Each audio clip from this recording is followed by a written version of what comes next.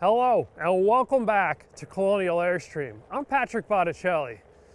If you have a vehicle that could tow up to 5,000 pounds, could be an SUV or small pickup truck, and you want to get into the travel trailer lifestyle, you might want to consider one of the Airstream Bambi trailers. The one we're going to be featuring today is the all-new 2019 Airstream 22FB Sport.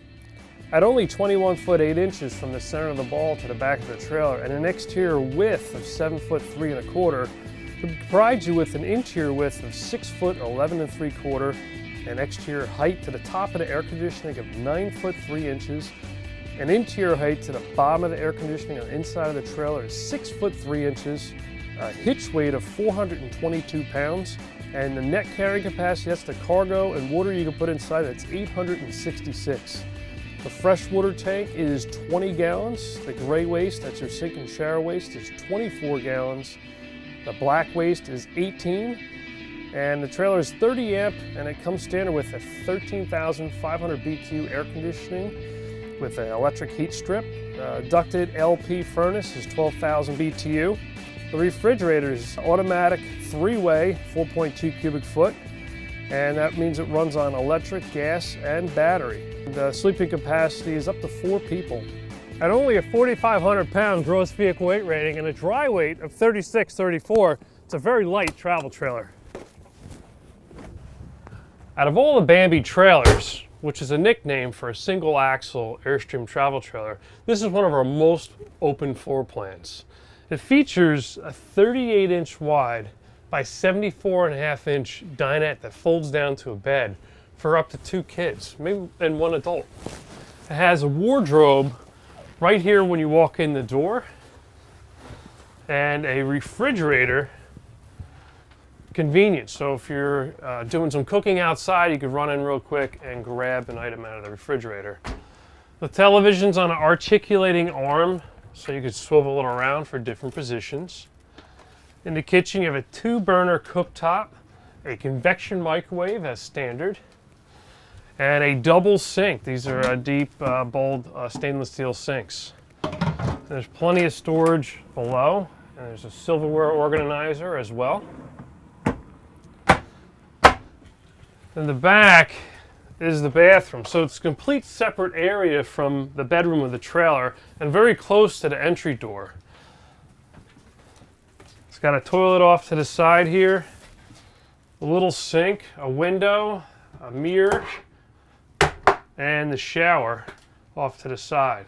And this is a dry bath because the shower and toilet are separated. Up front here we have a 54 inch wide by 78 inch long bed. And it's got a pillow top memory foam mattress. There's 2 different interior decors available. You get black Ultraleather or tan Ultraleather. This is the black, and they both come with their own different pillow decors. This bed lifts up, and there's additional storage below. And this door opens up, and it gains you access to slide the bins out. And there's a total of 4 bins underneath here. Now I want to show you a little bit more details on how this trailer is constructed, some of the systems that it has, and how they work. If you look here, we have what they call a J-latch, and these would latch into a receiver and lock in place and prevent that door from coming open. So there's a good amount of force you need to open it, but that would prevent it from opening accidentally when you're towing. Airstream has premium hardware that detaches from its housing, so if you wanted to pop this door off and leave it open, you could. You could also make adjustments to these hinges behind the little cover shield on it, but you just snap it back in and the door will shut as normal. This is all plywood with laminate, so you can see the end grain of the plywood. It's high quality cabinet grade plywood. There's a mixture of 3/8 and 3/4, all different sizes, and they use pocket hole screws for the construction, so it's a very strong joint with glue and screws to keep those joints together, so there's no staples in the construction. The bins you could stack and bring in the house and load up all your clothes and then slide them right in the trailer. It's for convenience. Off to the side here, you could see the little struts that keep the bed in the up position. And there's an access panel to get to some of the systems. There's an electrical tie-in that's up front here, and there's also a hole here off to the side that I could reach in and I could bypass the water heater for winterization. So it's a procedure that you would do when you winterize a trailer and you want to evacuate the water out of the plumbing system and pump antifreeze through. Instead of wasting 6 gallons into the 6-gallon water heater, you could bypass it. So there's some valves in here. Off to the side here, there's a battery disconnect switch. It's a manual lever. Right now we're on and the battery system's on, but if I was to spin this to off, it would shut the battery down completely. There would be some systems that would stay on, and that would be your trailer breakaway cable and your propane leak detector. But if you shut these off, it wouldn't charge the battery when you're plugged in, and you wouldn't have access to lights. So I would recommend turning it on when you're visiting the trailer, and when you leave the trailer and you're gonna put it back in storage, to turn it off. There's a furnace duct here at the foot of the bed. There's ductwork throughout the trailer, one in the galley, one in the bathroom as well. There's an emergency exit window here on the side of the trailer. So the bottom portion opens for regular ventilation. These are hair windows. It's all tinted safety glass. There's an insect screen here. But if you had an emergency in the trailer and you need a second means of egress, you pull these red handles down, which will release the window, and you could climb out of the trailer, yell for help, breathe air, and then you want to make sure that's shut tight when you're traveling as well. The curtains have blackout liners built into the back, and there's a Velcro strip for the tie back here. And you just pull them across this extruded aluminum rail here, and you can snap them in place. And to keep the weight down in this trailer, they use these panels here for privacy in the bedroom instead of a solid wall. And it really opens up the floor plan, allowing that natural light to come through. Also, the overhead roof lockers, if you compare this to a Flying Cloud, International Signature, Serenity in similar sizes, are a bit smaller, and that's purposely done. For one, to make the trailer feel bigger because it's an extra narrow width. And for two, it will limit the amount of things you could put in here for storage, which will prevent you from overloading the trailer. So you have to keep in mind it's purposely done that way to protect you and help balance the trailer out when you're towing. In the overhead roof locker, when you lift the door up, if you get to the top, you can pull out and it'll lock the door up so you could access your belongings here without it rolling down. Inside here, there's a USB charge port. There's 2 of them. And there's a USB input for the stereo, which is also Bluetooth capable. The face pops down, and it gives you access to a CD player. And you could change the source for many different sources in here. And this also has a DVD player, which is hooked directly to the television on the trailer through an HDMI port. The speakers in here, there's 2 speakers on board. And there's a remote control that comes with the stereo. It's also detachable face if you wanted to pop it off and hide it in a little case here. And inside the case I have some of the tools that would remove the stereo completely from its housing. And there's a microphone below that allows you to use the Bluetooth capability. You can answer phone calls. So you have to think of this as a car stereo, and that would be a feature that you'd install in your car. Airstream installs it in the trailer as well. Push in, and that will unlock the door and allow it to roll down. There's another compartment similar to this right behind it without the stereo in here, so you have a little bit more room. There's a spice rack here behind the galley, and this aluminum is the same quality aluminum that's on the exterior shell of the trailer, except it's hand carried inside after they build the shell and drop it onto the chassis.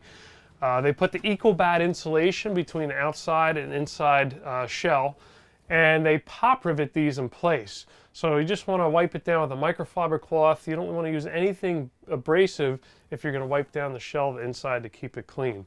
There's an LED light with 2 positions. You could have 1 element or 2 elements on or both off. These covers for the sink here could be used as cutting board if you needed to. There's a Moen faucet. There's a high quality faucet, metal faucet they use in a residential application. A lot of people in their homes, if they buy a faucet, it lasts them 15, 20 years. I would expect the same out of this. A lot of RVs that are in a less price category would use more of an RV plastic faucet that might not last as long or have a high duty cycle. If you're going to use this faucet and use this faucet a lot, it's going to hold up a lot better. And the gauge of the sink is a lot thicker than most RVs because this is a residential quality sink, so you don't have to worry about it getting dinged up if you drop items in it. Over the sink here, we have aluminum blind that you can unclip from its housing and pull up, and that will gain access to the window for opening for ventilation. And you could also bring it down and lock it into its clips, which will keep it and prevent it from crashing around when you're towing. And then you can adjust and get some privacy too at night. There's an electrical outlet on board. There's GFCI protected electrical outlets in all your wet areas. But in order to use any of these electric outlets, you'd have to be plugged in at a campground's electricity or bring a generator with you and plug the trailer into those outlets. Everything else in the trailer except for electrical outlets, microwave, and air conditioning run off of either battery or propane. So if you want to use these three items, you'll have to be plugged into an electricity source. Below the kitchen sink, the silverware organizer is removable, so you could take it and load your silverware in easily and drop it right in place. This is a metal box drawer. It's easily accessed for your plumbing in the drain. If you ever dropped a ring down the sink and you need to get it out of the P-trap, it's all right here. And the cabinets open in the back on purpose, so when you have your furnace on, the furnace ducts that run behind the cabinets, radiant heat will come off of them and allow your plumbing to be heated on the inside of the trailer. There's also ductwork that goes down below the trailer for your gray and black tank, and that will prevent them from freezing if you get an unexpected drop in temperature. So there's a furnace duct that goes through the floor of the trailer right into the tank chamber. The tank sits inside the chamber, it's insulated, and there's a gap around the tank that allows that air to blow out of the furnace and circulate around the tank to give you a little threshold protection. The black tank is actually in the body of the trailer, so as long as you have the heat inside the trailer on, your black tank's protected. Gray and black are below the trailer, so something to keep in mind. The furnace cut is right here. There's a return here as well. That allows the air to go in and out the registers. This flips down, there's some storage in this compartment. You have another storage compartment here. And it doesn't go back extremely far because the furnace ductwork runs behind here, and the wheel well, if you look at the pickup truck and you look in the bed of a pickup truck, you'll see the cutouts for the wheel wells. Well, we also have them on the travel trailer because this trailer is built at a lower center of gravity, so the wheel well is cut into the body. The convection microwave they're using on this particular model is the Cuisinart.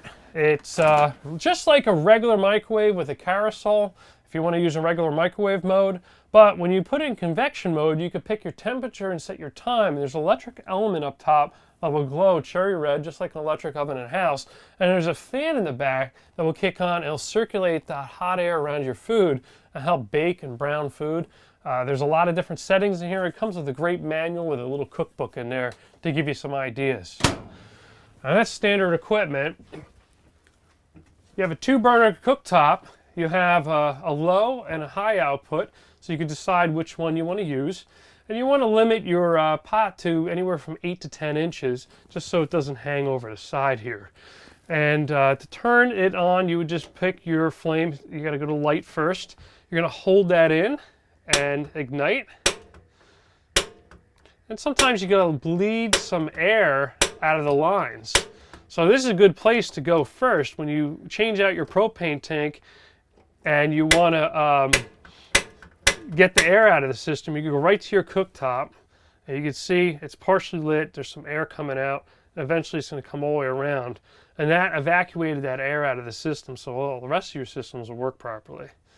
And then once it comes on, then you could go to high or low or shut it off. But the trick is you have to hold it in and hit ignite. And then for ventilation for your cooktop, you're going to use the fantastic fan that comes standard with this trailer in the Galley. It's a 14 by 14 inch fan with a manual lid. You just crank that up, and variable speed control. You can buy a cover aftermarket if you want to leave it open when it's raining. And the screen here is removable, and if you get it clogged up with lint from either the bathroom, for changing right here, you could just pop the screen off, wash it in the sink, let it dry, and snap it back up in place. And this housing here is a fuse. The refrigerator has shelves here with little covers, so when you hit bumps, items don't come out of this shelf. These shelves are adjustable. You have a bin here that has a lid on it that's also removable, and then you have an adjustable wire shelf here. The freezer portion up top is removable, so you can unclip it from the inside on both and slide the door out, and then it will give you a little higher capacity for a refrigerator if you didn't utilize the freezer portion. Up top here, you can decide whether you want it on electricity, gas, battery, or automatic. Automatic will search between the best source depending on what power you have available. To turn it on, just turn it on. It'll boot up. Right now it wants to run on propane because we're not on automatic mode. I could push to automatic and it knows that we're plugged in, so it switched automatically over electric. If I wanted to turn it off automatic, I could just pick which source I wanted to, whether it's propane or electric, and then if I shut the propane off and I wasn't plugged in, I could put it on battery. And battery juice is very efficient when you're driving down the highway. You could leave the refrigerator on. It's not recommended to run the refrigerator on propane, and you won't have electricity when you're driving either. And then you could change how much intensity you want on the refrigerator portion. So on a very cold day like it is today, I might only put it on 1 or 2. On a really hot day, I'd put it all the way up to the top. And then to shut the system off, you just got to hold this button in for a couple seconds and that will boot down the refrigerator. Below the refrigerator, we have the battery converter charger. And this is what houses your electrical breakers. So your main 30 amp breaker for the trailer and all your 20 amp outlets, air conditioning, microwave, and your GFCI. So if one of your outlets in the wet area, whether it's your outside outlet or your bathroom outlet or kitchen, short-circuited because you had a ground fault, it would pop the breaker here, and then what you have to do is push it back and forward, and that will reset that breaker. And then your fuses for the trailer, these are regular 12-volt automotive 8TC fuses, and there's varying size and amperage, so you want to make sure you check if you're replacing, that you replace it with the same exact one. But if one of these fuses was to blow for one of your items listed here, there would be a LED light that would light red next to it to indicate that particular circuit has a short. And there below this area here, which looks like speakers, is ventilation, and there's a fan that kicks on when the battery charger comes on to help cool it. So you don't want to block this with a dog bed or drop a towel here because you could overheat your battery converter charger. So what it does is it converts AC to DC so you can run your 12-volt lights, and then it charges the battery at the same time. And a little bit of heat comes off of it, so that's why they have the ventilation. Next to it, we have a propane leak detector, which is required by code. Also required by code is that you have a fire extinguisher on board, carbon monoxide detector, egress window, and smoke detector. This does not have batteries built into it. It's wired right into the 12-volt battery system of the trailer. And if you spray any aerosol or anything heavier than air by it, it will set it off. So you want to keep that in mind. But if you do have a propane leak or you do hear this go off, it's best practice to exit the trailer, shut the propane off, let the trailer air out, come back in and figure out what it was. It'll also chirp if the battery system of the trailer ever gets low. So that will warn you that it's not going to be working anymore once the battery is completely depleted. Up top here is one of the speakers for the stereo, and the other one is in the bedroom. The 13,500 B2 air conditioning with electric heat strip, that's standard, is up top here and has vents and louvers that you could change the direction of where the air comes out. You could also open an Instacool, which will dump air straight down in higher volume instead of ducting it through the trailer. And what you could do is you could change it from just fan only if you wanted to circulate air inside the trailer. You got a low, medium, and high, to air conditioning, which would be on the other side in the blue, low, medium, and high. And then you could also adjust the thermostat setting here on the side for temperature. There's an optional heat setting, which if you turn it all the way to warm, there's an electric element inside here that will glow, and that will take a chill out of the air. So you can run that in addition to your furnace. Furnace runs on 12 volt and uses propane as its fuel source. The air conditioning is electricity, so you have to be plugged into electricity. This furnace system is more efficient and protects, keeps you warm and keeps your plumbing warm. This is just like a little space heater, so you have to consider the difference between the two. And then you got to check these filters. It's very important that the filter for the air conditioning for the intake doesn't get clogged, because you can overheat your air conditioning and it won't work properly.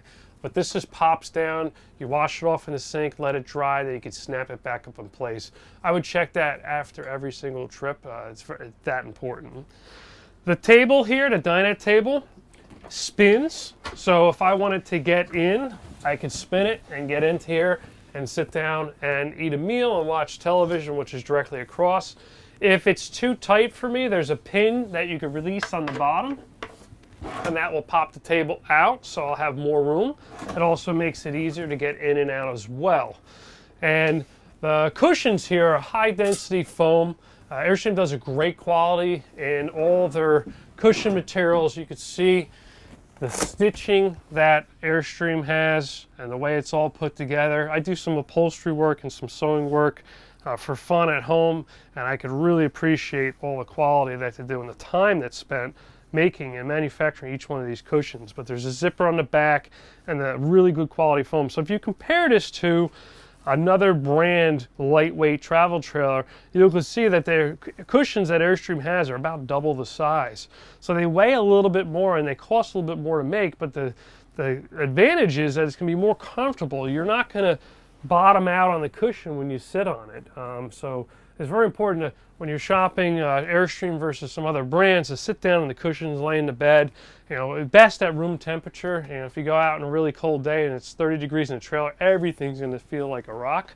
But it's good to sit in it and see what it's going to be like on a day-to-day. And this folds down into a bed, but before I show you that, there's an electrical outlet underneath the dinette. So if you're sitting here and you need to use electricity, you do have one that you could utilize. The best way to pull the table down and make it into bed is, first you got to unclamp the little telescopic pedestal here, and you could loosen the clamps and how effective they are by turning the knurl knob here on the side. Then what I do is I lift this cushion up and I lift this cushion up so it's on top of the table, and then I just push down and I slide it underneath here. And you can see I didn't have to remove every single cushion to do this. I just lifted it up and bent it. And then I take the back cushion off here and the back cushion off here, and they snug up really tight inside. And then you could take these extra pieces and slide them underneath, and you have a bed that's good for 2 kids or 1 adult. And to bring it back up, I just take the cushions out, and you can see the different color stitch would go forward and the black part would be back. And then I slide the table back out. I unlock it, bring it up, push this cushion in and under, push this cushion in and under, and let the table pop up. And then I clamp it in. If the table's too wobbly after I clamp it, all I have to do is tighten these knurl knobs just a little bit. And when you clamp it, the clamp will be much tighter and the table can be more stable. And then you can lock in the expansion piece so it doesn't slide in and out. Behind the dinette here, we got a large window on your awning side. So while you're prepping food, you can look out and see what people are doing on your awning side of the trailer. Is your camping side, the side that entry door is on. And that opens for ventilation as well. And then underneath these cushions, when you lift up the cushion, you can see Airstream builds in storage compartments. So this little lid comes off, or you could get to it through a little hatch here. That cushion by the entry door is the same way, and it has the same hatch as well. And this is a magazine rack that comes standard with the trailer. There's 2 light switches in the galley area, one for your ceiling light. All right, there's 2 lights on that, and then one for your outside step light. If it's too bright, you could shut one of them off, or one element off. There's a skylight in the galley with a shade, so you could shade it down inside. And it's got a thermal break, so there's an inside thin shell and an outside thick shell that gives you a thermal break, so when you touch it, it's not going to be cold and you won't transfer the cold from outside. There's a smoke detector with a 9-volt battery. You got to replace that every 6 months, just like at home, and you replace the whole device after 5 years. And there's a carbon monoxide detector in the bedroom with another 9-volt battery. There's a privacy curtain that pulls across, so you could close off this area from the rest of the trailer. And then next to the bed here at the head of the bed, there's a nightstand that you can utilize, and there's an electrical outlet down below, and there's also some USB charge ports. They give you 4 ports for charging devices here. So if you were out doing some adventures and you want to charge your GoPro or your cell phone, you do have some USB charge ports, and you do have your electrical outlet there. There's another window at the head of the bed, opens just like the emergency exit window, and it has the same curtain tie-back system, and it gives you full privacy when you're sleeping at night. These 2 pillows come from Airstream. They're 20 by 30 pillows. You got a beautiful bedspread, nicely done. The stitching, everything the way Airstream puts it together is top notch. If you're not going to use this bedspread, I would save it. That way when you trade or sell the Airstream travel trailer, you can include the original bedding with it, which is important to owners.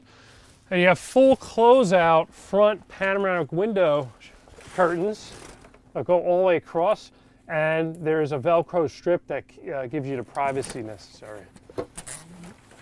And then there's a light over the bed on each side. You have the overhead roof lockers, just like we saw in the kitchen area. And then the front window is a different style window than the sides. This is the style window we use in the Flying Cloud, Signature, Serenity, Globetrotter, Tommy Bahama, and the Classic, which you would pull the handles straight out, twist, and lift the 2 side handles once you open the exterior rock guard, and that's a full opening window from top to bottom in an awning style to give you plenty of ventilation. And there's a lot of differences. There's about 200 of them if you're comparing the feature level and styling of a Flying Cloud 23FB to a 22FB Sport Bambi. The difference in length, width, and systems is drastic between the two. That's why there's such a huge difference in price. Also, the Flying Cloud will weigh much more, so it might require a larger tow vehicle. That's why the Sport Bambi 22 is our most popular model. Price point, size, weight, and what it comes standard with is top notch. Okay, moving back in the trailer, we could get to our furnace control. So there's a manual lever on the bottom that allows you to change the temperature inside, and there's an on-off up top, and it's a stiff switch, and it's done like that on purpose, so if you hit a bump, it doesn't accidentally kick your furnace on. So you do have to put quite a bit of pressure in it to turn it on and off, so it's designed purposely that way to do that. The television's on the articulating arm. The cord to release it is this nylon cord, and there's a little pin that locks these 2 bars together so it doesn't swing around when you're driving. And you have hand controls on the side, but there's also a remote control that comes with the television. And currently Airstream's using an LG TV on this model. It's plugged into an electrical outlet. It's plugged into the coax cable for the trailer. So there's a cable inlet on the outside of the trailer that if you go to a campground, you hook into their park cable. You might want to bring a 20-foot exterior grade coax cable with you so you can utilize their service. But it's also tied into an omnidirectional round mushroom style antenna that's on the roof that comes standard, and there's an antenna booster built in. So the antenna's up there, it's hooked into the cable here, there's nothing you have to switch over, but when you want to utilize the antenna, you push this button in, you'd see a little green light next to it that would indicate that the antenna is physically turned on, so it's broadcasting a signal. You don't want to leave that on when you're not using television because it does use battery juice to run. And if you leave that on and you're hooked into cable at a campground, it's going to distort the signal because you have two sources coming in. And then this is the HDMI that's hooked from the stereo to the television for the DVD feature. And just make sure that TV's locked firmly in place when you're towing to prevent it from breaking. The wardrobe, this is a very large door. If you look at the size of my body versus the door, it's a pretty large size. You can put a lot of things in here. You just have to be careful and be conscious on how much weight you put in this versus the rest of the trailer. You want to balance the trailer out. Airstream builds the trailer in a very balanced manner, tongue weight versus axle weight. So you don't want to put really, really heavy stuff back here and nothing up front, because you could change the balance, which could cause the trailer to sway. Airstream purposely doesn't have a rear bumper on this model or offer the bike rack on this model. That additional weight you could potentially put on the back of the trailer could drastically change that tongue weight, which could also cause trailer sway. So I wouldn't do too many aftermarket upgrades in that manner because you could change the balance. Airstream gives you an awning tool, a stabilizer jack crank, 30 amp 25-foot power cord, a propane quick disconnect for a low pressure. It's got to be a low pressure grill. They give you a angled adapter for waist hose, an electrical outlet tester with GFCI reset, some chemical for the toilet for deodorizing, and standard now for 2019, a wireless backup camera with monitor. So the camera's already mounted to the trailer, and inside here in this box is the monitor, the screen that goes inside your tow vehicle. This will plug into your 12-volt power port, and all you have to do is turn your parking lights on in the vehicle, and that will power the camera on the trailer and it'll automatically pair. That's standard equipment now. Airstream did a great job on all the safety features, and this is brings it to the next level.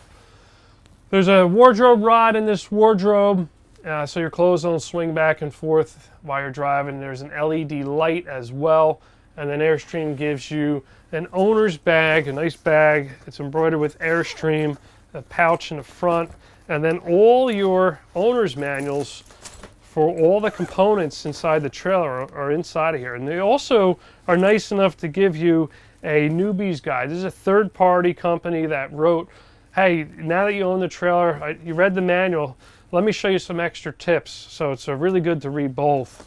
And Colonial Airstream gives you very comprehensive hands-on training after you buy the Airstream trailer. We'd have it full of propane, cleaned inside and out, plugged into electricity, full of water if it's the right season. And a technician will go through the trailer with you for a couple hours or a few hours, how much time it needs to go through, just like we're doing in this video, but in a little bit more detail. We also recommend all our customers to spend the evening in their Airstream at our dealership camping in it. So after you have your training, you could try everything out. There might be some questions or challenges that come up. You're still here, you're on our property, we could take care of it for you in a very quick manner. We give you an RV starter kit to get you going, but we give you some really, really nice premium items in the kit so you don't have to worry about buying extra stuff as an upgrade. We give you a 25-foot freshwater hose. It's very important that you use the white surgical vinyl hose versus a garden hose so you don't have to worry about the bacteria. And you want to keep this in a protected place, so a large Ziploc bag when you're not using it is the best manner, and you can put it in your outside storage compartment. Instead of the little block adapter, 30 amp to 15 amp adapter, we give you the longer one so you don't have to worry about it melting if you have it plugged in for a period of time. But this will plug the 30 amp power cord that comes into the trailer and allow you to adapt it to a regular household 15 or 20 amp electrical outlet. And with this, you could charge the trailer, you can run the convection microwave, your electrical outlets, but it's not recommended or not recommend trying to run the air conditioning off of a 15 amp outlet. It's just a little bit too much for it. It'll pop the breaker at your home.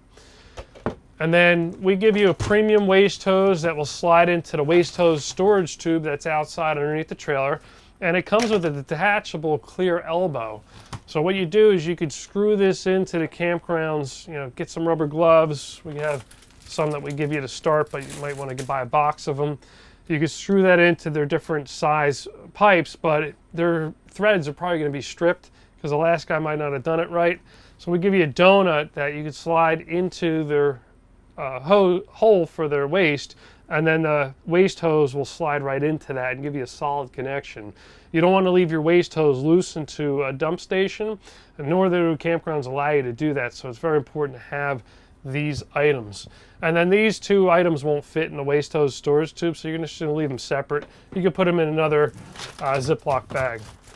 Colonial Airstream also gives you a siphon hose for winterization, and this screws on to the inlet or the feed side of the water pump, and this would go into a jug of antifreeze, and when you turn your water pump on, that would siphon the antifreeze, non-toxic RV antifreeze, out of the container and through the entire system of the trailer. And a technician would go over that with you in your orientation. We also offer all our Colonial customers free phone support, so if you get up to that step, you can always give us a call and we can walk you through some things on the phone.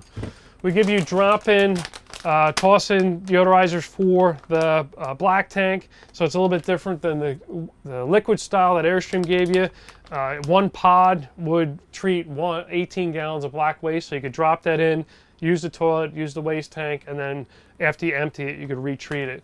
And then you want to use some toilet paper that breaks down quick, septic, marine, RV safe. So we give you some to start with. This floor in the wardrobe lifts up. Let me see if I can do this with all this stuff on here. And you could gain access to some low point drains for winterization, and you could also gain access to the water pump. So if you lift up this floor, it's a thin board to keep the weight down, gains you access, you can get in here, and you can see the black tank in here as well. This is the other furnace register I had mentioned earlier. That's in the galley. This heats this whole room. You got one in the bedroom and one in the bathroom. Behind me, we have a dry erase board. You could tape pictures to these magnets and put them up here. You got a magnet here, and it comes with a dry erase marker as well, so you can write notes. 3 coat hooks here.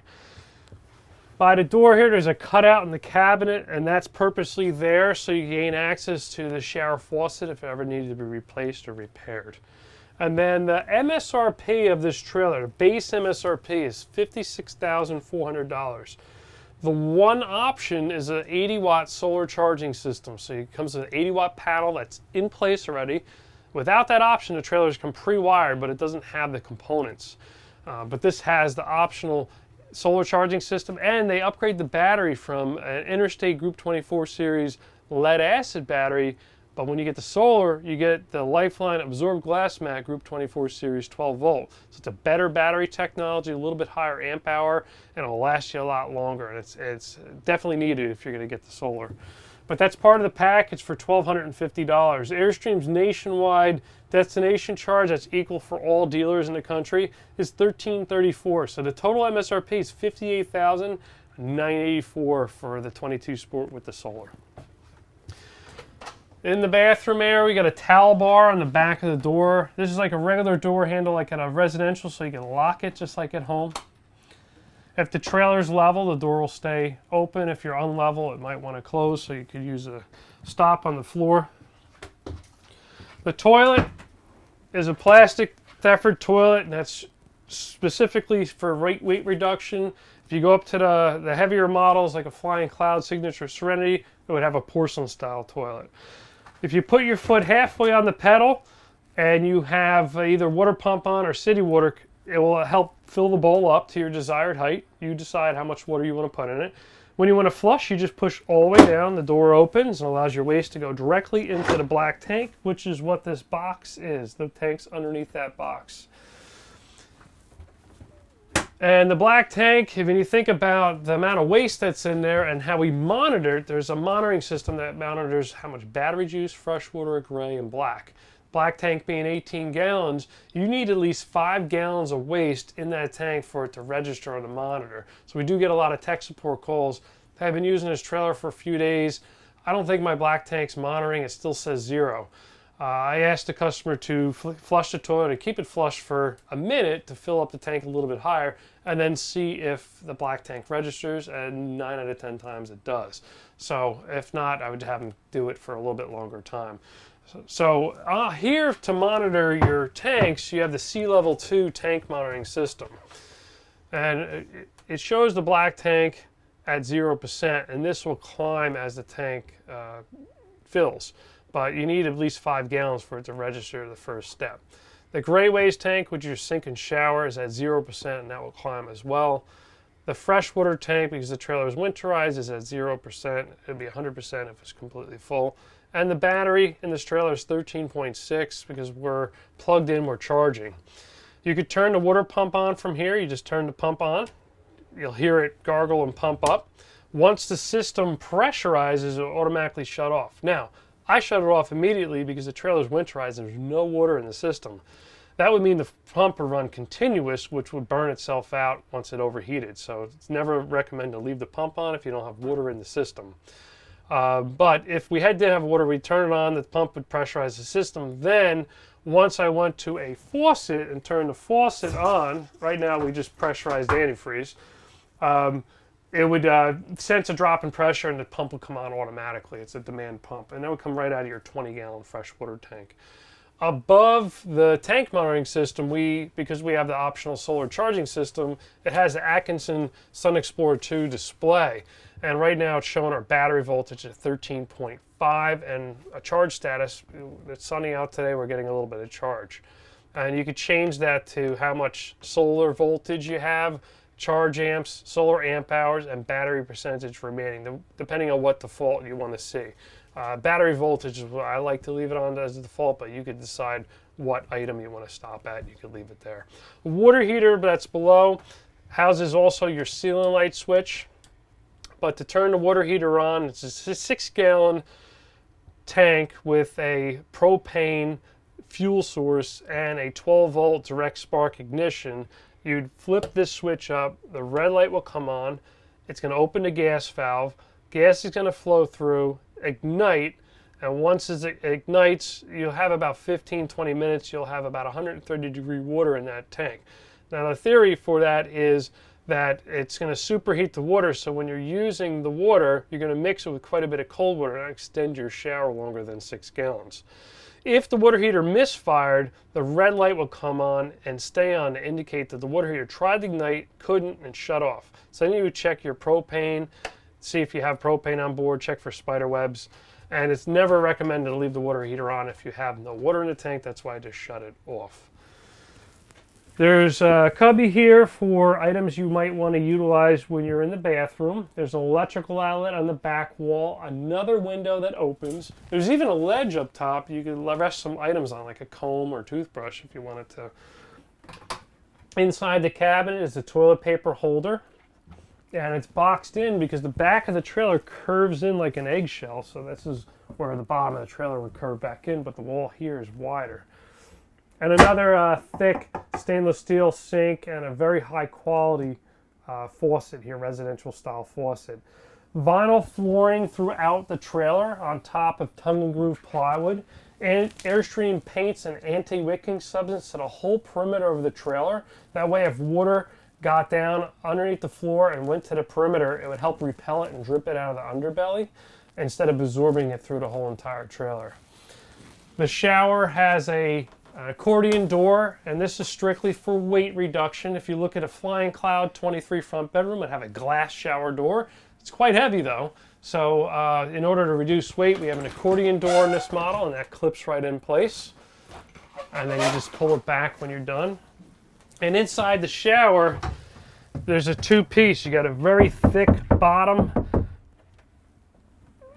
here, and then a separate piece up top here that's an ABS plastic, and it has a ledge here for shampoo. You have another cubby here off to the side, and then your shower wand you can remove from the wall and utilize it for showering, and you could pause it once you get your desired temperature. Instead of messing and shutting it off here, you could pause it, lather up, and then click it back on. You'll be at your temperature setting and you can hose yourself off.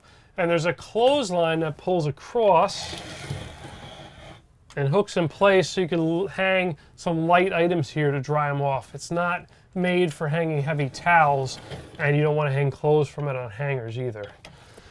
Also in here, if you're in here showering, There's a cutout in the top of the door that allows the steam to come out, and you utilize your fantastic fan in the galley. They don't have a fan in this part of the trailer because it's on the curved part of the trailer. It's hard to flange a fan in the curved part, and prevent future leak, it's easier to put it on the flat spot of the trailer. And if you notice, a lot of the things that Airstream uses, a lot of the vendors that Airstream use for supplies, a lot of the stuff's made in the United States, just like the Airstream travel trailer. They've been making the Airstream travel trailer in Jackson Center for a very, very long time, handmade by American workers, hard workers. Let's take a walk outside because I want to show you how some of the systems work on the exterior of the trailer next. Outside we have Airstream's beautiful entry door with window. It's a deadbolt lock that's very secure right into the extruded aluminum channel of the door frame. There's an entry handle lock, and the screen door is detachable from the main door. Snaps in place. You can see it's all TIG welded here. It's got heavy-duty stainless steel hinges with 6 rivets, and this piece slides across to fill that gap. You can buy screen door guards aftermarket. They are standard on the other model Airstreams. There's insulation in this door. It takes one employee at Airstream about 8 hours to manufacture each and every one of the entry doors. There's a extruded aluminum piece here that allows you to sweep the trailer out. This channel prevents water from coming inside. There's grip tape on it so when you're stepping out you don't slip.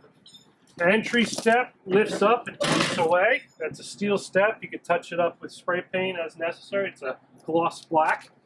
And there's a weight sticker on the door that tells your net cargo capacity on the trailer, so there's no guesswork. And then when you shut the door, it's got that beautiful sound to it. There's an aluminum grab handle next to it, an extruded aluminum gutter rail over the door, and these beautiful hinges that Airstream manufactures. And that all ties in with a belt line protection, which the overlapping seams of the Airstream that's riveted and buck riveted in place that dresses it up. It's got a bottom rub rail here. And then the whole underbelly of the trailer is wrapped in aluminum. So there's flex foil insulation below the floor. There's about a 6-inch gap, and then they wrap the whole underbelly in aluminum. And that has just a little bit of air gaps to allow your underbelly to breathe, just like a crawl space in a home. And then when the door swings around, it locks into this little latch here, and that prevents the door from flying around on a windy day. Next to the entry door, you have a GFCI protected electrical outlet. There's an LED step light to illuminate this area at night. Airstream received the Emerald rating for the certified green. That's very important. That's for the Airstream, the products it uses, the factory waste. There's a lot of things that go into how they rate the travel trailers in the industry. Airstream achieved the Emerald, and that's a very high achievement. It also is passed the RVAA for electrical, plumbing, heating, fire safety. That's audit that they do for safety for travel trailers for your consumer safety. There's a reflector here, and then there's LED running lights on the back of the trailer and the front of the trailer. These corner panels here are stretch formed at Airstream over a mold. A lot of pressure stretch forms that panel, and then they hand fabricate and buck rivet them all in place, and they seal it nice and tight. You have LED taillights. You have reflectors back here, a license plate bracket with light. And this is the Bambi badge because it's considered a one-axle trailer. It's nicknamed the Bambi, but the model is a Sport. The rear window of the bathroom. They have the painted frames that are silver to match the body. Airstream logo here on the back is raised. You can see the backup camera with the little antenna because it's a wireless camera. And the roof clearance lights up there. The roof of the trailer is aluminum, the same quality aluminum they use on the sides, except it has a white coating applied to it that reflects the sunlight. It allows it to clean a lot easier, and it's a great adhesion point for all the holes for fans, for antennas, for skylights. There's all adhesion that goes around here sealant, and that allows it to stick better instead of the gloss aluminum. They're stabilizer jacks, all four corners of the trailer, and this is the tool that comes with it. It has a little T-notch here that you slip on, and you can crank them up and down by hand. And these are not leveling jacks, they're stabilizers, so it's strictly meant for taking the bounce out of your walk when you're inside the trailer. It's very important to remember to bring these up before you jack it up to your vehicle, because you could bend them very easily. And they sell a tool that is basically just this portion that you could put in a cordless drill if you want to zip down in a power fashion.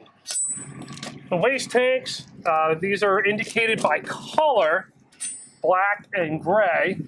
You take the cap off, you take your waste hose out of this waste hose storage tube, which is on the opposite side of the trailer underneath, snap that on, and then it's best practice to empty the black first. And you pull this straight out, and we're going to see some antifreeze flow through. There's the RV antifreeze, maybe a little bit dribble out.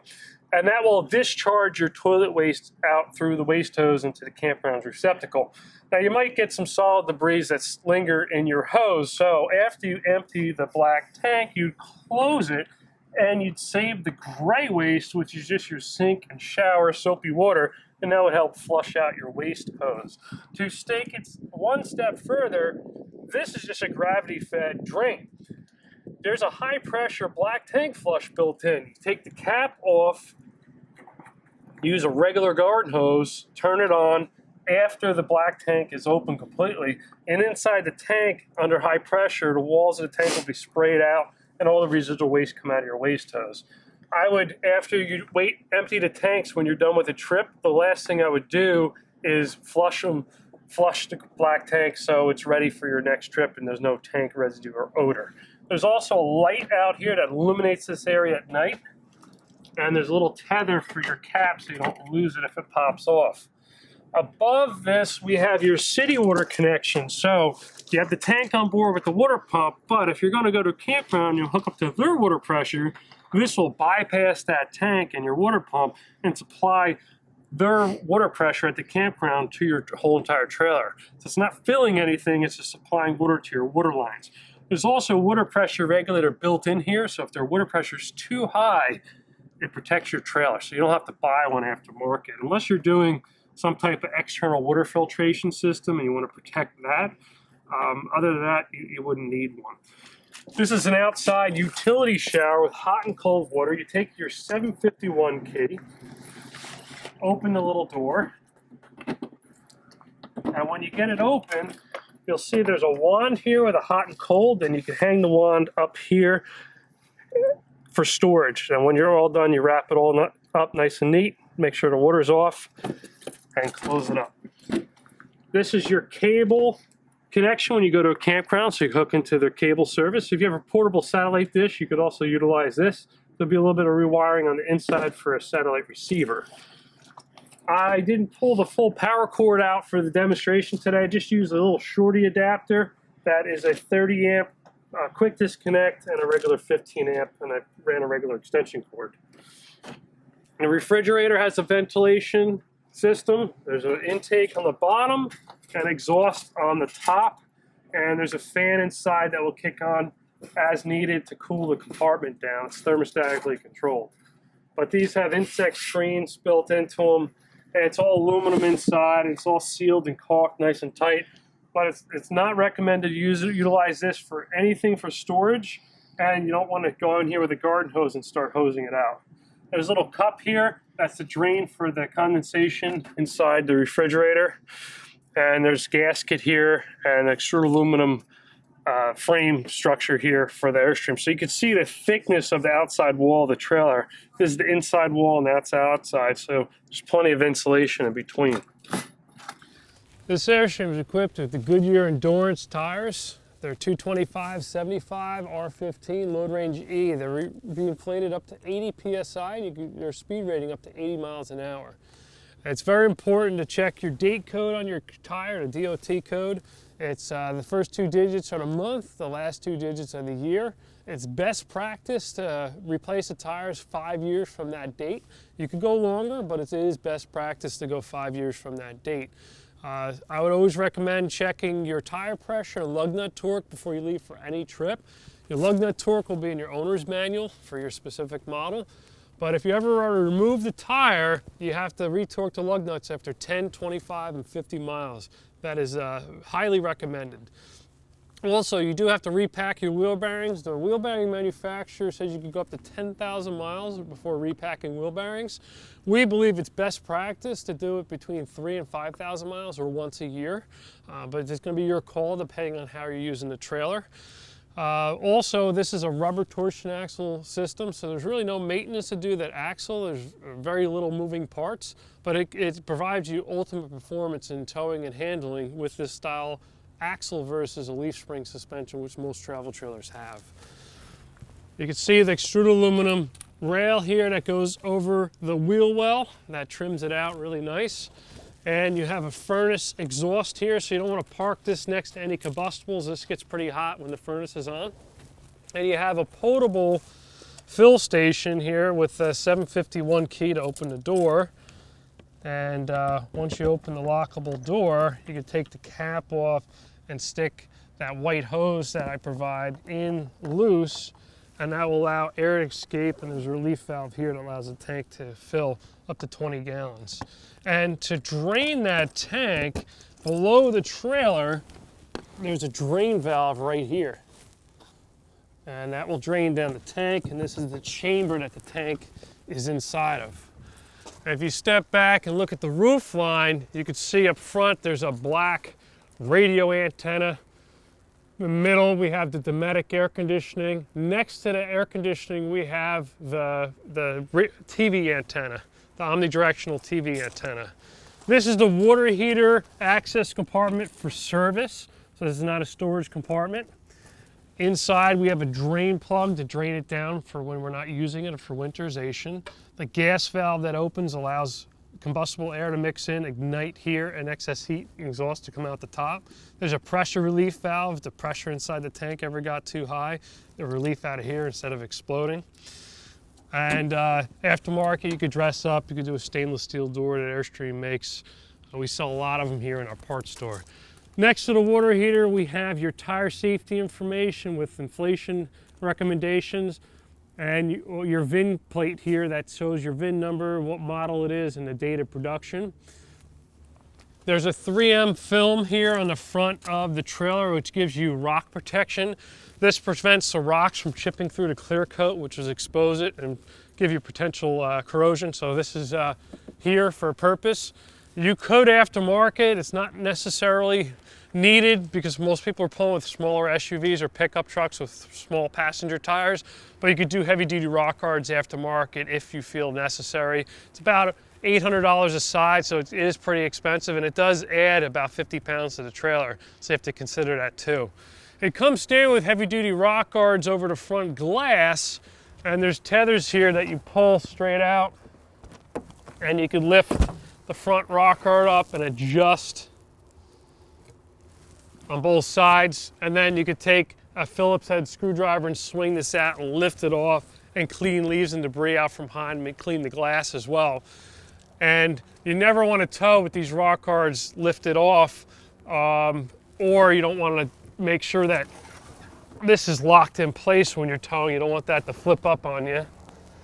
And you want to wash the trailer after every trip, get the bugs off the front. You want to keep it away from salt and road salt. You want to wax it at least once a year. And if you tow through inclement situations like mud or ice or snow or salt, you want to power wash the underbelly as well. You come standard with two 20-pound propane tanks. Colonial fills them for you.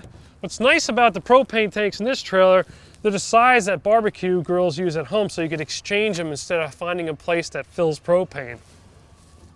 You undo this threaded rod here, and this goes all the way up. This will allow you to then lift the bottle cover off, and it gains you access to your bottle. So you can undo your bottle.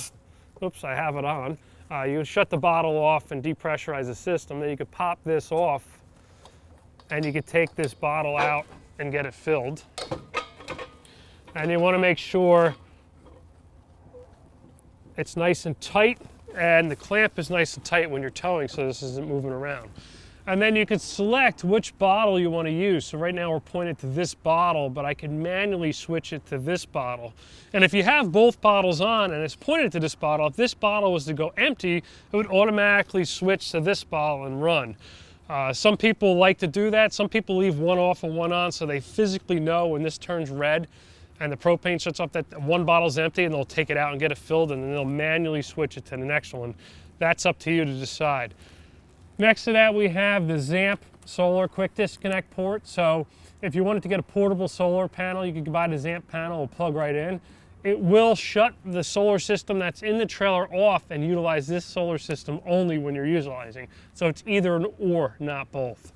And then the battery is in this box here, and this is an absorbed glass mat battery because this trailer has an optional solar charging system. Put the bottle cover on, just slide it over, make sure you don't pinch any wires.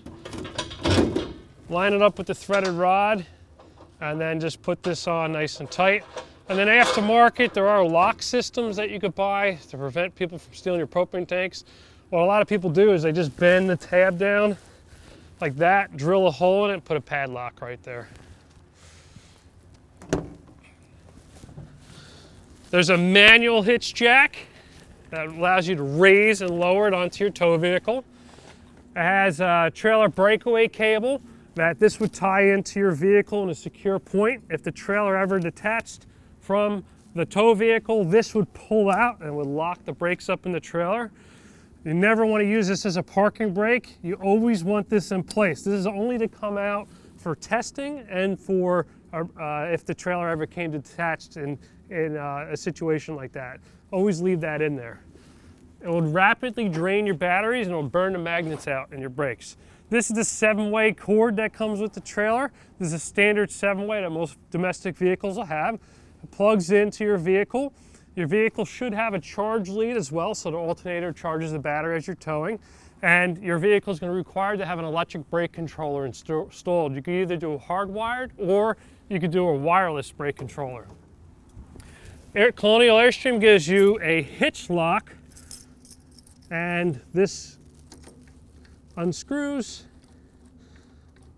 and allows you to unlock the coupler. So with this in, if this isn't able to lift up, you can't get a ball underneath it and tow the trailer away. Once you get that undone, you slide it forward and lift, and that will allow you to get a ball underneath, and you could drop the trailer on and take off. There's safety chains that you want to crisscross. You could spin them to take slack out if they're too close to the ground. You just want to make sure you have enough room that you could turn. You don't want them that rigid. And the frame is, you could touch up with black spray paint periodically. Back here, we have your propane quick disconnect port. So the propane hose that was inside, you just take this blue cap off, dust cap off, slide the collar back, snap the hose in, and turn the gas on, and you'll have low pressure propane for a low pressure barbecue. If you're using a high pressure barbecue, well, you have two 20-pound barbecue size bottles on board. Just utilize one of those, take one out and hook it right to your barbecue grill. There's also a VIN plate riveted to the frame here, and then we have the spare tire that you pull a little clip out, slide this pin across, and you can drop the tire down, which is the same size tire but on a steel wheel. You can lift your manual hitch jack up to gain access to it a little bit easier. You can also upgrade the hitch jack aftermarket to electric hitch jack, which adds cost and weight to the trailer, so you just got to keep that in mind if you're considering that as an upgrade. The awning is a zip-tee awning. Flying Cloud series and up will have sunbrella material. This has an all-weather vinyl material on the awning, which is a little bit lighter and a little bit less expensive. This compartment, you pull up, twist, open. It's lockable, it's insulated, it's weather sealed. Power cords in here. There's a light in the compartment off to the side, and a protection on top of the vinyl floor. The vinyl floor that's in the trailer is throughout the whole trailer. They hand carry the furniture in after the flooring's down and put it on top of the floor. Everything that's inside the trailer was carried through that entry door. The waste hose storage tube is right below the trailer here. You take the cap off, slide your waste hose in, and lock it in place. If you want to see the awning operation, I have many videos on our YouTube channel, on the Colonial Airstream YouTube, demonstrating how this awning works. We have a lot more videos and different walkthrough videos on many different models. The 2019 Airstream Sport Bambi 22FB is available here at Colonial Airstream. Our website is colonialairstream.com. Our phone number is 800-265-9019. And I'm Patrick Botticelli. You can find me on Facebook, Colonial Patrick.